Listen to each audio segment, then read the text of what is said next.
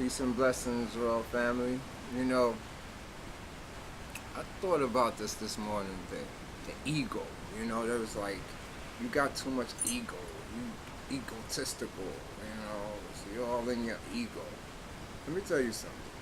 You gotta understand for a fact that you're your ego. If you get rid of every party, what you're here to do, only thing left is your I. Your I is your ego.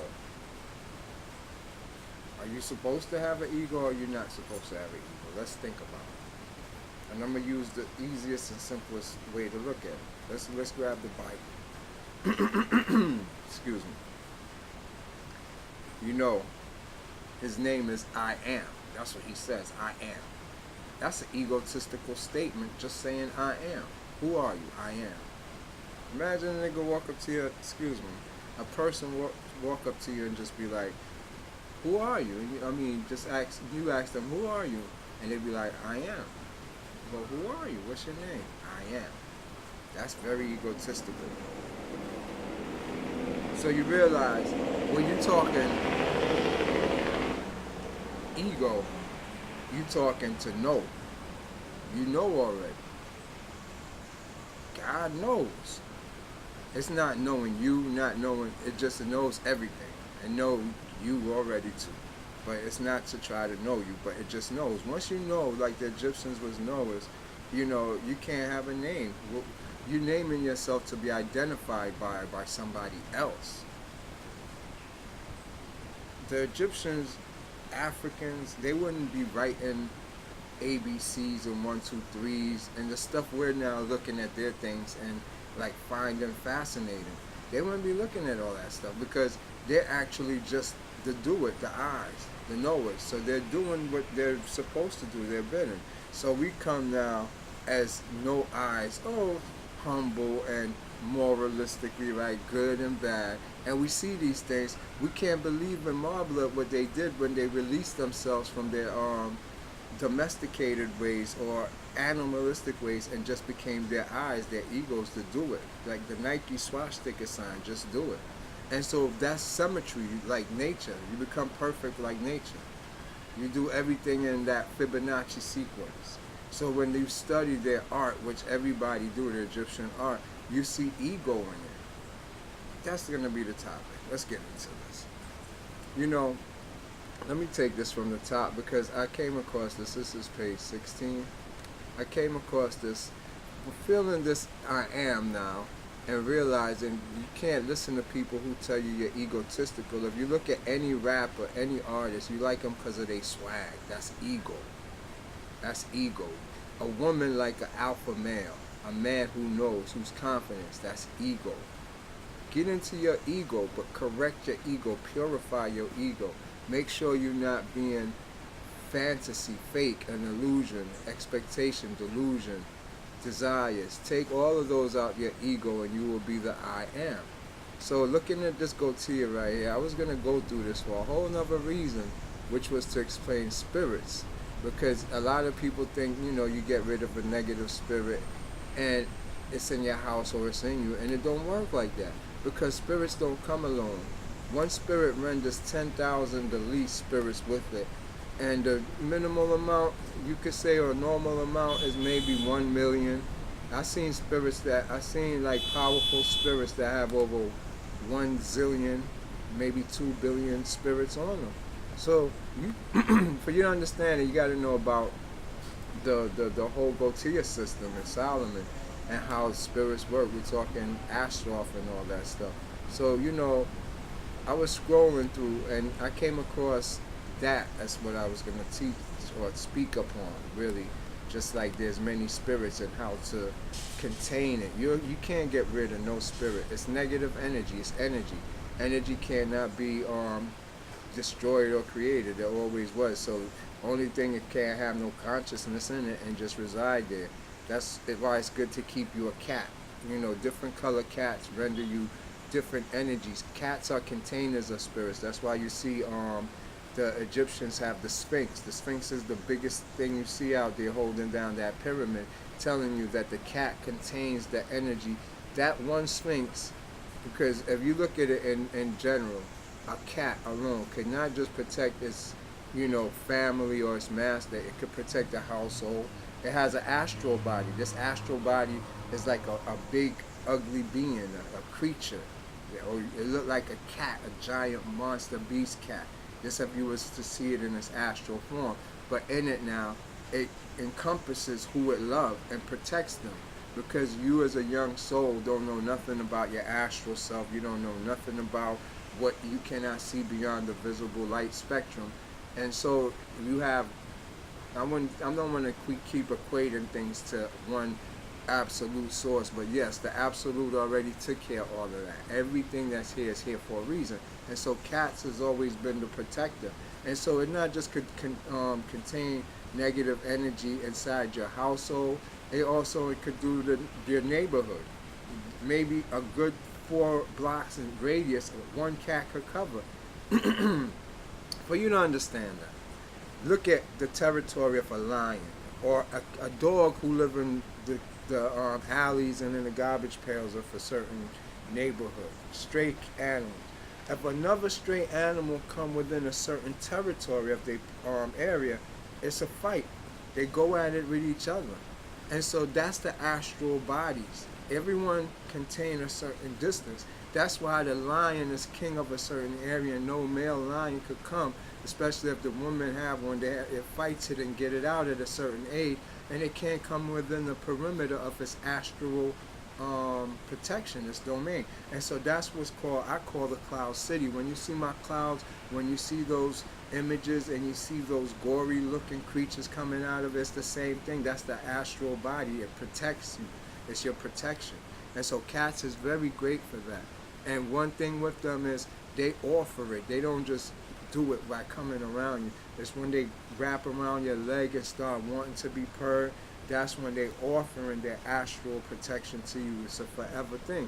And so you see the Egyptians always had a cat. They never treated like the cat like how we treat it. They was worshiped like gods, beings, because they knew what they was here to do.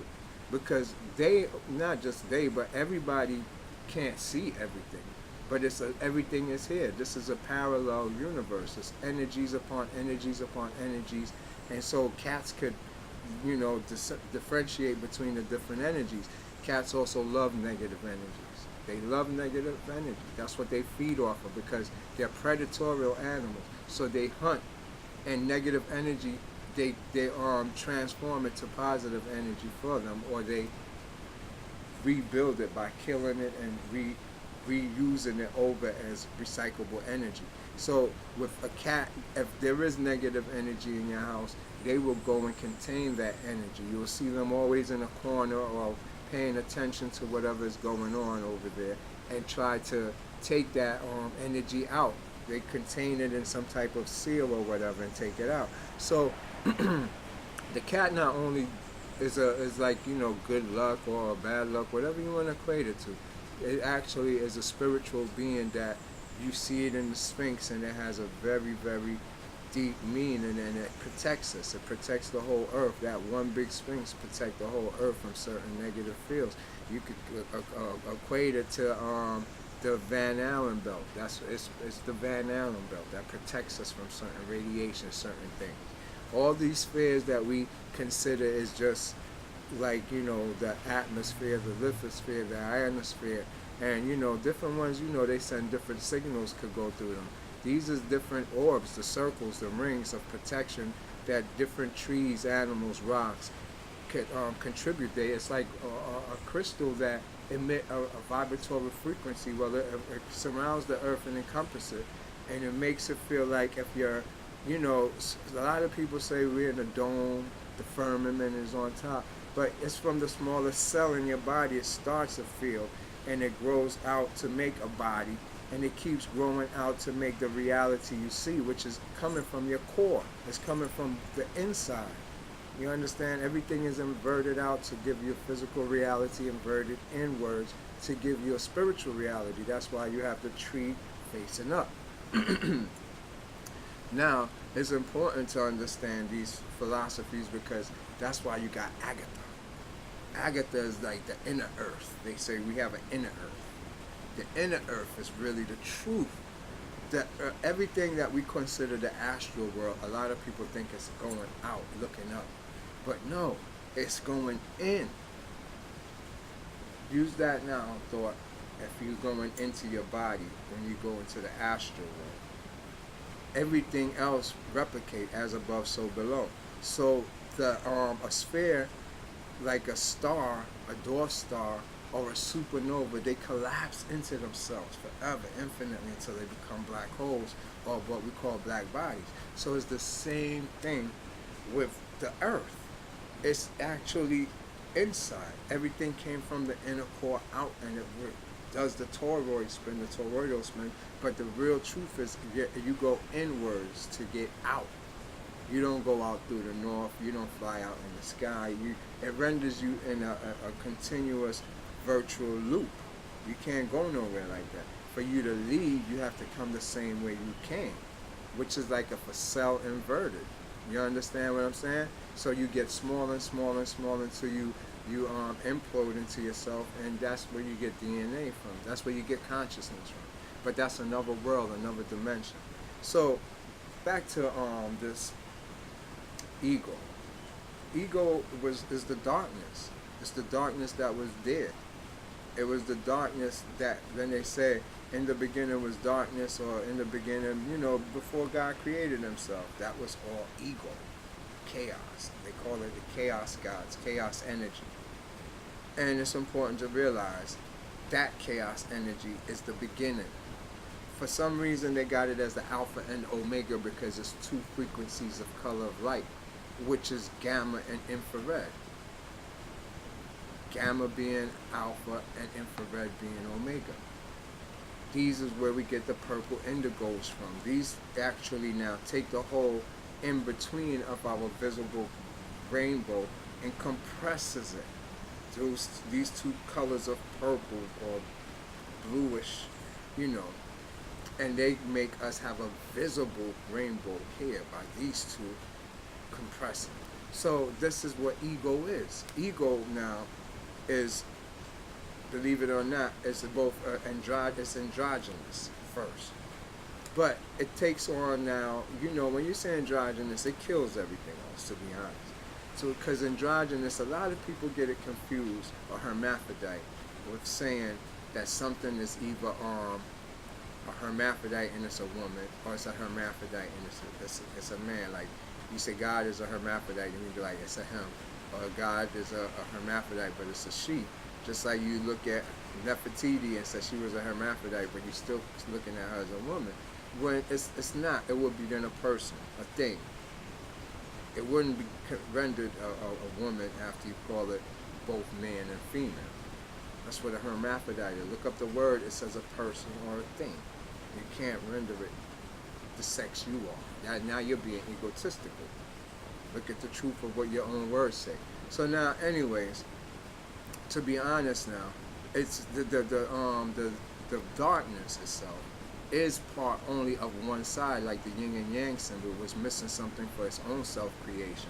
Its own self-creation now rendered it only, you could say all the colors, way beyond what we have now, but it's dark colors, dark light, but it's bright. It's so bright that we call it dark, but it's bright. Those colors is brighter than actual light, because when you go into darkness, the light fades away, but those colors start to come out now. You understand what I'm saying?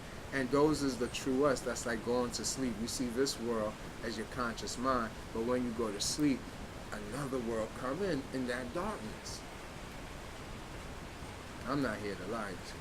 So let's get back to the ego. Let me get to this page. I wanted to show you something. Look, you see, and looking about this, that I'm talking about what people saying, get rid of the ego, which is domesticating you, making you an atom of clay. It's tell you right here, English children are taught pace, the Education Act.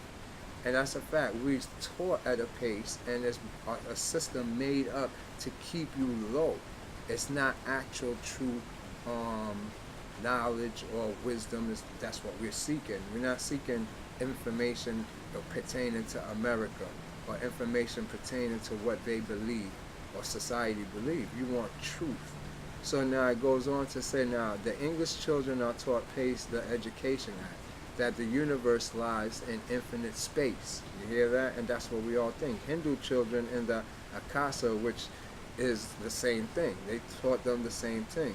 And I said, those Europeans who get a little deeper learn from Fichte that the phenomenal universe is the creation of the ego. That's all I'm going to tell you. We're going to end it right there. You understand? I could go into details. It's mad books, but that's not what this topic is about. Ego, though, I'm going to let you know, is a woman. The darkness of space, Nur. Because it's not complete. It's complete with light, like the yin and yang symbol. So it had to do what it had to do to make itself complete. So that's now where we're going to get into for a quick minute. If you look now, well, I just had to prove my point on ego. I'm going to come back into books on it and show y'all a lot, because I don't want to really get into too much of the book stuff. I'm just posting them up to make a quick point. If you want to read on to this book, let me finish the lines, because I could help y'all out a little bit. Let me see. Those Europeans who got a little deeper learned the Fichte that the phenomenal universe is a creation of the ego. Hindus or Europeans study under the Hindu gurus are told that by akasa it means the chittakas. You see, are told that the akas is mean the chittakas. You see, in yoga, the chitta is very important to understand, that word chitta, because they consider it like your thoughts that won't ever stop, the chattering. And if you don't stop the chattering, you're in your ego, you're in your own fantasy. It's not real. So the first step towards, unifying or yoga with all energies is to first stop the chitta. And it's so funny, the chitta is situated in the third eye, in the brain. So you're going to get to see all of those that seek to take the left-hand path, seek to see spirits and, get with the demons. It's not something outside of you. And I'm going to keep referring it to that. You're the demon. If it's your punk self don't want to let it out. You pretend. It's like you do your side shit on the low, and then you have your side of you wears a mask. Well, for you to be a demon, you have to allow your side shit and your regular shit to combine. I can't put it no straighter than that. Alright, so the chittas is situated in the third eye, i.e. the brain. By assuming higher dimensions of space, we can assimilate this space to realism. But we have no need to take such trouble. The being true of the ordinary universe that all sense impressions are dependent on change in the brain. You see?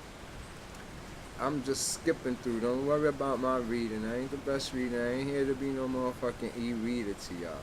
I gotta make my point, though. That's all. So I'm just making sure y'all understand. Don't be expecting me to be all perfect. Sometimes I'll hum through where I'm going till I get to my point. I'm not into all this. I'm not trying to program your mind. I'm trying to show you something, so you could do it yourself. This being true for the ordinary universe, that all sense impressions are dependent on changes in the brain. That's important for you to catch. We must include illusions, which are, after all, sense impressions, as much as realities are in the class of phenomena dependent on brain changes. So for you to do any type of magic, special work, spirituality, Reiki, you gotta have your mind right. Now, I'm not gonna sit on to this like I said, but this is involved with magic, and I'll get back into these later when the topic come up, because that's not it. This is the E-Gotia Solomon from this book. If you want to get it, it's by Aleister Crowley or whatever. This is the E-Gotia Solomon the King. But now, let's jump into this. It's the mathematics of the Egyptians that everybody was really into, and it's deep. It's very deep. Look over here, you see these come out to and O and I and all the stuff that people do in their mantra. All this included in the building of the pyramids. If You look at the sacred geometry. This is the architecture and mathematics in ancient Egypt. You know, you get some good understanding of really what I'm trying to tell you. It's all about you. Why would they make a body? I mean, a building, a structure, a whole goddamn foundation, replicating you. Look at this. Look at all of this. They took the time out to do that. You know why? Let me give you something that y'all gotta understand. When I tell you you're God and you have to ascend to being a God, it says it in the most vividest form. It says that we're made in God's image. I'm gonna say that again. We're made in God's image. Now look at this right here. What do you see? We're made in God's image. God was a man. He looked just like us. Do you understand that? I had to slow it down for a lot of people who really, I don't know what y'all be thinking, but that's what's going on. The parallel between the proportions of the human body and of the temple of Luxor at the time of the 9th dynasty, according to Suwar de Lebaski or whatever, from the temple of Del Hame. Well, we get the point. That's all it's all about, man. Everything is about you. But you don't know that. Look, let me do that total recall thing that on your ass. You're God. He sent you down here to do something, but all of us is being misguided. So all these is reminders. But who catch on? You got something deceiving you too. This is what I wanted to get to. You see this? Remember, everybody see this. They be like, this is something of ISIS. But this is not. This is new right here. See the mathematics that they come out to north, south, east, west, and a whole bunch of other mathematics. You see the word Sarah, everything is up in there. It's deep. But like, I want you to pay attention because this is new. This is the triple blackness of space right here. Let's read it. Application of the 8 rations of divine harmony to a new kingdom, Buch, that's above, and to the body of the goddess, from the Ptolemaic Dendra zodiac, below according to the Forteria dos Carlos. Cortex. Alright, so, anyway, you see this? That's new. And it's a beautiful representation of all, everything. If you pay attention, and I'm going to just guide you here, you will see this right here is the man on the throne. He's sitting on the throne right here. Once you see this, that's the man on the throne up there. This is a whole picture.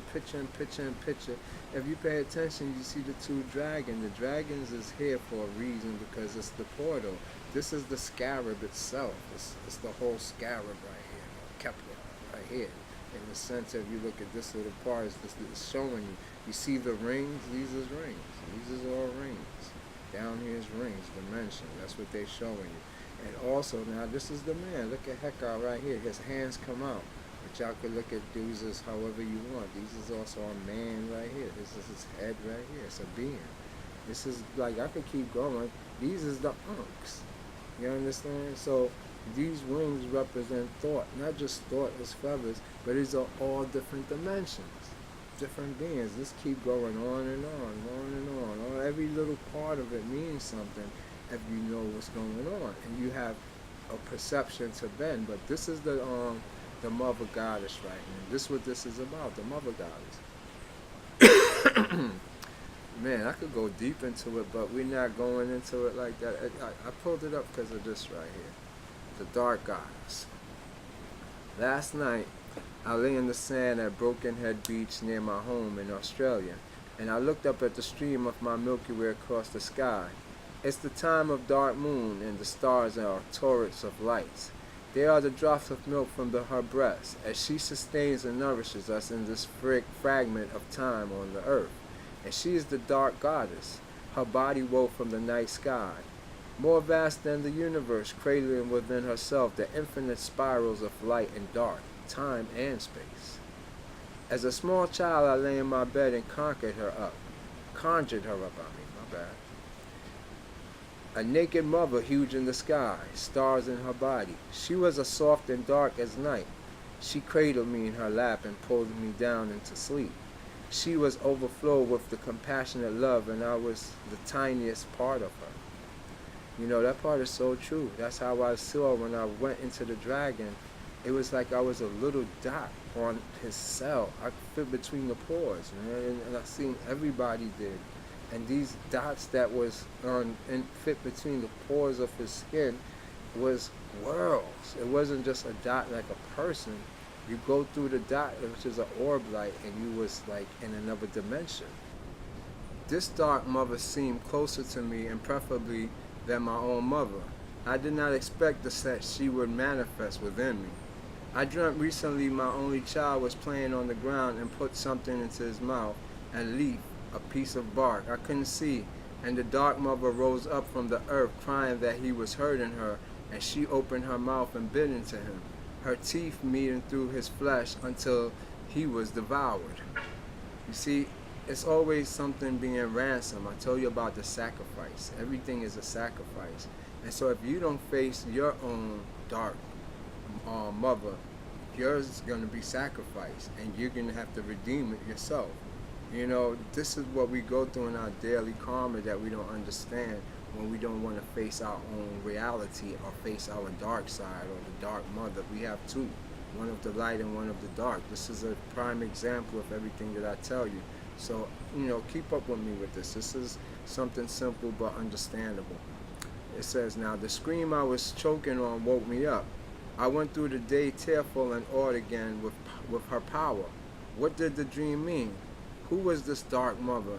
And slowly it came to me. Me.